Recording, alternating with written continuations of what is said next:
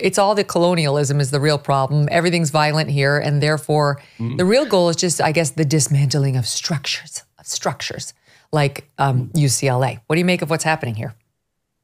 Who wants to do the first addressment? Yeah. Do you want to do an addressment? There's so much for you. Everyone can go first at some point because I have equally good stuff coming after this one. Michael, can you do a land addressment first? I want to first tell the people that are applying to UCLA next year that you can get a spokesman gig at the UCLA by making up words like addressment, which isn't a word. You're at university. Get a fucking dictionary. This is I think this is the great reveal, right? I mean, we all know this. We all know that these people don't know anything about Gaza. You see these constant videos of like, from what river to what sea? They're like, I don't know, the Mississippi to the Lake Michigan. It's like, no, the Jordan River to the Mediterranean Sea. They don't know anything about this stuff. And that's obvious. What they are, interested in is cosplaying, is role playing, is doing their little two-step and trying to pretend that they're 1968 revolutionaries. The difference, by the way, a slight aside that I noticed is that in the 1968 protests on campus, particularly Columbia, the professors weren't on their side. This is new, that the professors are out there standing cheek to jowl with them. But yeah, I mean, when they say like UCLA system was built on colonialism, like that is fantastically incoherent. I mean, I suppose you're saying California or the world. I mean, everything's built on colonialism. And this is, of course, the way that they see Israel, too, as a settler colonialist project. Again, phrases that are the stock phrases of people on the radical left these days. And it seems that most of them don't know what they mean. So it doesn't surprise me that when they're out there, like, they're not thinking about Gaza. I think the other thing, and this is the thing that you have to say, and you sound like some kind of crazy John Birch reactionary, but honestly, their issue is with America. I mean, that's always at the end of it. It's America supporting Israel. It's what America does. It's America's founding. It's everything. And it's always back to being on the other side of the United States of America. I don't know if you saw this video of the horseshoe theory in action of two people across from each other at UCLA saying, "Fuck Biden." They were chanting at each other. Yeah. We have that. Actually, let's play it. Let's play it. That was a lovely moment of unity, actually. That one actually made me feel kind of like, there's hope for the future. Hold on. Do we have it ready? Stand by. This is University of Alabama.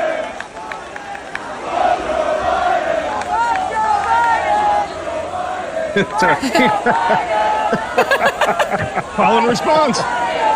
That's the other. That's the other side that chimed in. Secondly, this is video from Maven Navarro at the Crimson White student newspaper. The Crimson White.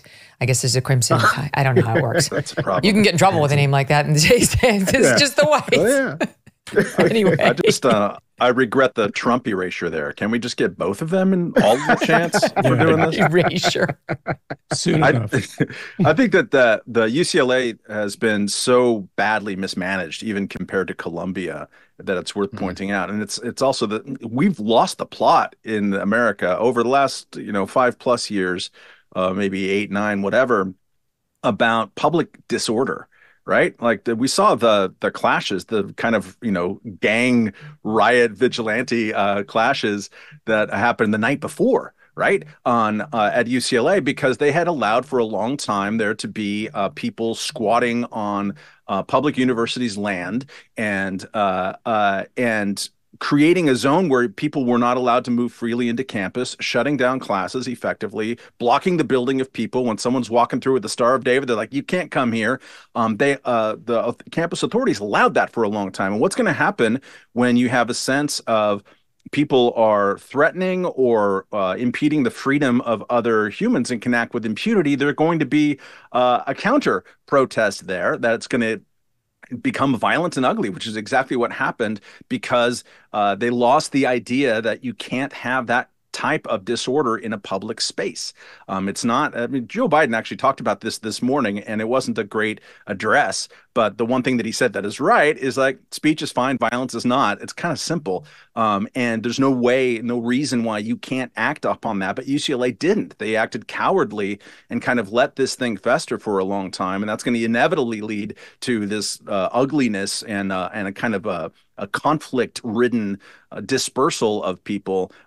It shouldn't be that hard to outsmart a bunch of half-witted college students. Mm-hmm. I heard the folks at Commentary talking yesterday about how the sheer numbers of cops are what kept order sending in all those cops at UCLA and Columbia is actually, that's why things didn't get worse than they did. You need more cops, not fewer, to disperse this kind of a situation.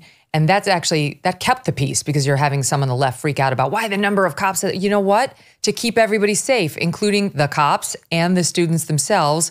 They've all been through many, many trainings, especially in New York, and how to disperse a riot, or never mind a protest or like this. So I trust the boys in blue. They're not perfect, but here they handled it themselves impeccably, and they managed to break up these protests without too much. Go ahead, Kmele. Yeah, I mean, if you don't want to see clouds of tear gas, a legion of rubber bullets unleashed on these particular crowds, you're going to need to see a lot of cops, individuals down there, in some cases 2 and 3 cops, dragging people off, loading them into buses. You're engaged in a political demonstration. You know that you're in breach of perhaps the law, certainly the policy of the university on the campus that you attend, to the extent you're a student. You have an expectation that at some point this is going to come to an end.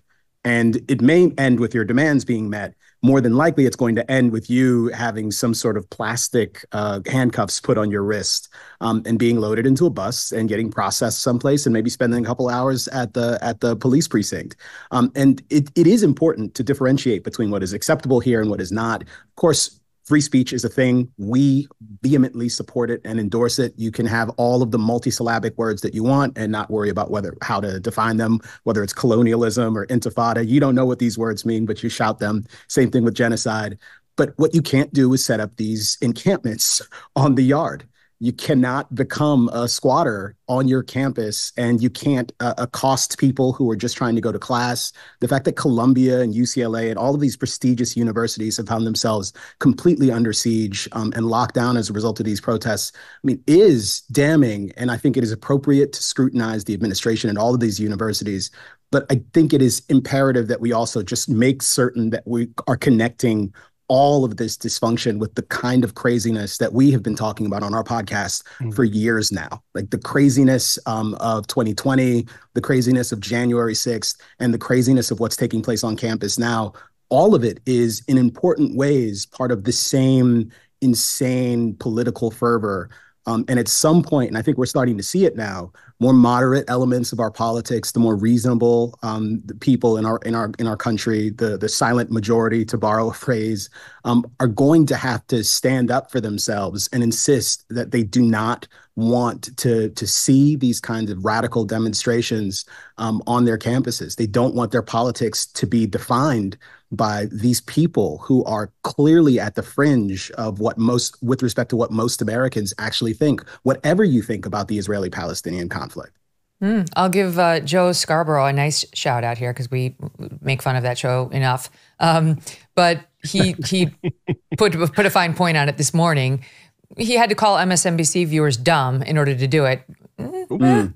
Okay. But I give you this statement and let it stand on its own. Watch.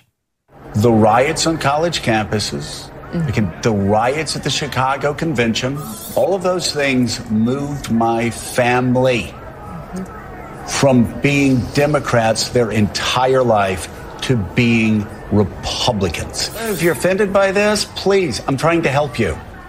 I don't want Donald Trump to get elected, all right? There you go. Trying to help you. If you're too stupid to figure that out, you change to another channel. This is not helping the people of Gaza, and this is not helping those of us who want to fight fascism in America.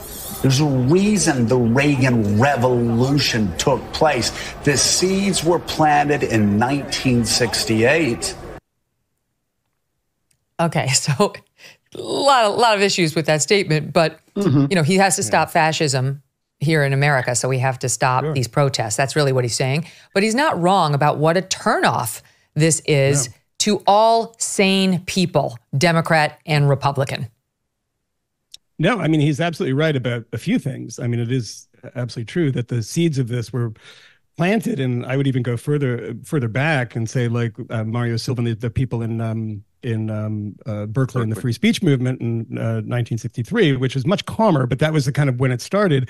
And that kind of tumult, and that really changed people. And he's right about that. There's other elements that the Reagan Revolution happens in, late 70s and of course 1980 when it really happens.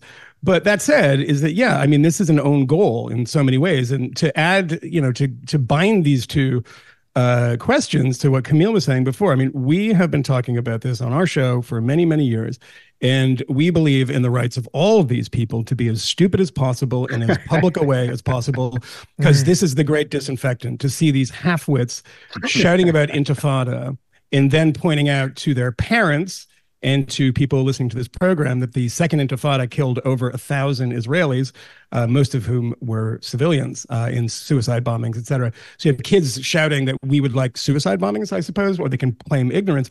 I'm glad they have that right. They don't have a right to block people's access. They don't have a right to shut things down. They don't have a right to, deface things and smash windows and shut down the campus. Buildings. Hijack buildings. They were not allowed to go to class. So I think the two things here is that Joe Scarborough is right, is that keep going, guys. Keep going, because this is an own goal. Can your savings weather an economic storm? Think about what you've put away for the future. Inflation can render cash worthless. Real estate can crash like it did in 2008. Economies built on a mountain of debt can fall like a house of cards. There are very few physical assets that you can invest in that can stand the test of time.